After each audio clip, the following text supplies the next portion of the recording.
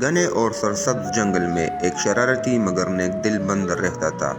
وہ سارا دن درختوں پر اچھلتا کودتا اور سب جانوروں کو ہنساتا۔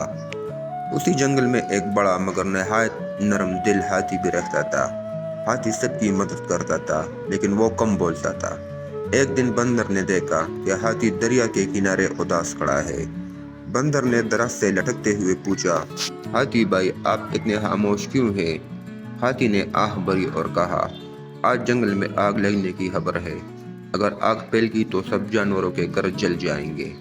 بندر تھوڑی دیر کے لیے سنجیدہ ہو گیا، پھر بولا، ہم دونوں مل کر سب کو بچا سکتے ہیں۔ ہاتھی نے حیرانی سے پوچھا، کیسے؟ بندر نے فوراً منصوبہ بنایا۔ وہ تیزی سے درختوں پر چڑھ کر سب جانوروں کو خبردار کرنے لگا۔ ہر طرف اس کی آواز گونج رہی تھی۔ دوسری طرف ہاتھی اپنی سونڈ میں پانی بھر بھر کر آگ کی طرف پھینکنے لگا۔ اس کی طاقت اور حوصلے نے آگ کو کمزور کر دیا۔ تمام جانور دریا کے پاس جمع ہو گئے۔ بندر اس کی رہنمائی کرتا رہا اور ہاتھی آگ بجھانے میں مصروف تھا۔ کچھ دیر کی محنت کے بعد آگ بجھ گئی۔ جنگل محفوظ ہو گیا۔